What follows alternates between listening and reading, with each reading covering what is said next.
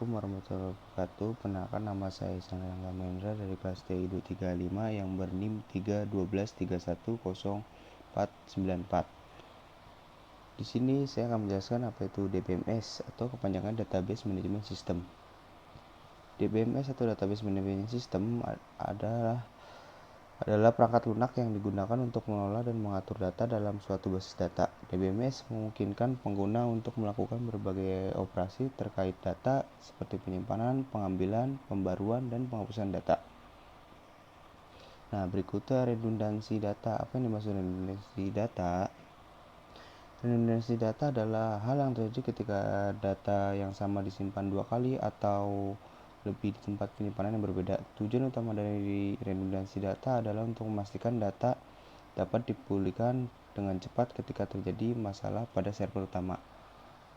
Nah, di sini ada ada 4 kelebihan redundansi data. Yang pertama, metode pencadangan atau backup alternatif. Ketika terjadi hal yang tidak diinginkan seperti bencana atau kebakaran, redundansi data bisa menjadi solusi backup alternatif. Yang kedua, keamanan yang lebih baik. Sama halnya dengan backup, jika terjadi peretasan pada sistem penyimpanan utama, maka data cadangan di sistem tambahan bisa menjadi alternatif. Yang ketiga, akses dan update yang lebih cepat. Ketika informasi yang sama bisa diakses melalui berbagai sistem yang berbeda, teknisi perusahaan tersebut dapat memperbarui dari sistem manapun. Hal ini penting karena dapat menambah kecepatan akses pada update. Yang keempat, data yang lebih akurat. Dengan memiliki informasi yang sama di sistem yang berbeda, perusahaan dapat mencocokkannya keduanya untuk memastikan keakuratannya. Nah, berikutnya kekurangan dari redundansi data. Yang pertama, inkonsistensi data yang sama di dua sistem yang berbeda bisa jadi tersimpan dalam format yang berbeda pula, sehingga tidak dapat menghasilkan informasi yang berguna bagi perusahaan. Yang kedua, peningkatan kemungkinan kerusakan. Semakin banyak data yang tersimpan, semakin tinggi pula kemungkinan data yang tersebut atau hardware yang digunakan akan rusak atau korup halnya. Hal ini dapat diminimalisir dengan melakukan pengelolaan data yang baik serta dengan menggunakan hardware yang handal. Yang ketiga, peningkatan ukuran tempat untuk penyimpanan atau database. Semakin banyak data yang tersimpan, maka semakin besar pula ukuran tempat yang digunakan untuk penyimpanannya. Akibatnya bisa jadi server membutuhkan waktu yang lebih lama untuk membukanya. Keempat, peningkatan biaya penyimpanan. Semakin besar ukuran database yang dibutuhkan untuk penyimpanan informasi penting perusahaan, maka semakin besar pula biaya yang perlu dikeluarkan perusahaan tersebut. Hal ini suatu akan menjadi masalah jika perusahaan Anda membutuhkan tempat yang penyimpanan dengan harga yang terjangkau. Nah, berikutnya entitas atau entity. Jadi apakah yang dimaksud dengan entitas? Entitas atau entity adalah sekumpulan objek yang mempunyai karakteristik sama dan bisa dibedakan dari lainnya. Objek dapat berupa misalkan barang, orang, tempat, atau suatu kejadian.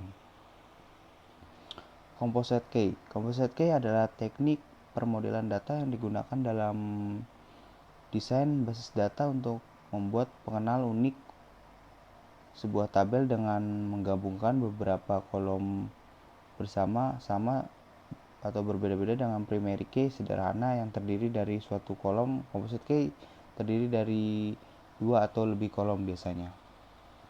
Nah, berikutnya adalah index key. Apa kegunaan dari index key sih? Itu tersebut. Index key adalah kunci indeks digunakan untuk mempercepat pencarian data dalam basis data. Mereka memungkinkan sistem database untuk menemukan informasi dengan lebih efisien sehingga mengurangi waktu yang diperlukan untuk melakukan operasi pencarian, penyortiran, dan penyaringan data. Dengan menggunakan kunci indeks, Anda dapat meningkatkan kinerja dan responsivitas sistem database Anda. Nah, berikut ini adalah contoh dari indeks key. Bisa dilihat dari tabelnya berikut. Misalkan representasi visual dari tabel pelanggan dalam database. Sekarang bayangkan ada indeks yang dibuat pada kolom nama. Indeks ini tidak terlihat dalam tabel tetapi membantu mempercepat pencarian data berdasarkan nama pelanggan. Misalkan di dalam tabel ini saat saya mencari nama seperti Alice Smith, indeks ini akan memberitahu database di mana tepatnya pada data Alice Smith berada dalam tabel, sehingga pencarian dilakukan lebih efisien daripada harus memeriksa setiap baris dalam tabel. Nah, berikutnya arsitektur basis data. Arsitektur basis data yang digunakan secara umum terdiri ada 5. Yang pertama, arsitektur terpusat atau centralized arsitektur. Yang kedua, arsitektur terdistribusi atau distribusi arsitektur. Yang ketiga, arsitektur terdistribusi atau distribute arsitektur. Yang keempat, arsitektur peer-to-peer atau P2P arsitektur. Yang kelima, arsitektur cloud atau cloud arsitektur. Nah, di sini berikutnya basis data. Level basis data. Level basis data terdiri dari 3 biasanya. Yang pertama, level eksternal merupakan cara pandang pemakai terhadap basis data agar pembuatan basis data ini relevan bagi seorang pemakai tertentu. Yang kedua, level konseptual. Pada konseptual level ini kita memahami skema database yang lebih luas lagi, yaitu skema hubungan antara suatu tabel dengan tabel lainnya. Yang ketiga, level eksternal. Level ini digunakan memahami secara subskema. Pada subskema ini kita akan mengelompokkan suatu skema sesuai kebutuhan pengguna. Apa sih perbedaan basis data hierarki dengan basis data jaringan? Basis data hierarki menggunakan struktur pohon di mana setiap rekaman memiliki satu induk dan 0 atau lebih anak. Sedangkan basis data jaringan menggunakan struktur yang lebih kompleks di mana setiap rekaman dapat memiliki beberapa induk dan beberapa anak.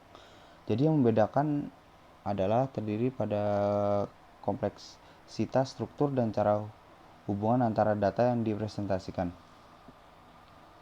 Nah, perbedaan model basis data rasional dengan model data entity relationship. Model data relationship database biasanya dalam model rasional, data disimpan dalam tabel yang terdiri dari baris dan kolom. Setiap tabel mewakili entitas tertentu dan relasi antara tabel dijelaskan melalui kunci asing dan kunci utama. Model data entity atau relationship model ini lebih tentang perancangan konseptual basis data dengan fokus pada hubungan dan entitas antara data, termasuk mencakup permodelan entitas, atribut, dan hubungan antara entitas. Nah, di sini berikutnya adalah perbedaan basis data SQL dengan NoSQL. Yang pertama adalah basis data SQL bersifat relasional dan basis data NoSQL bersifat non-relasional. Yang kedua, basis data SQL menggunakan bahasa query struktur atau SQL dan memiliki skema yang telah ditentukan sebelumnya. Basis data NoSQL memiliki skema dinamis untuk data tidak terstruktur. Yang ketiga, basis data SQL dapat diskalakan untuk secara vertikal, sedangkan basis data NoSQL dapat diskalakan secara horizontal. Yang keempat, basis data SQL berbasis tabel, sedangkan basis data NoSQL berbasis berupa dokumen, nilai kunci, grafik, atau kolom lebar.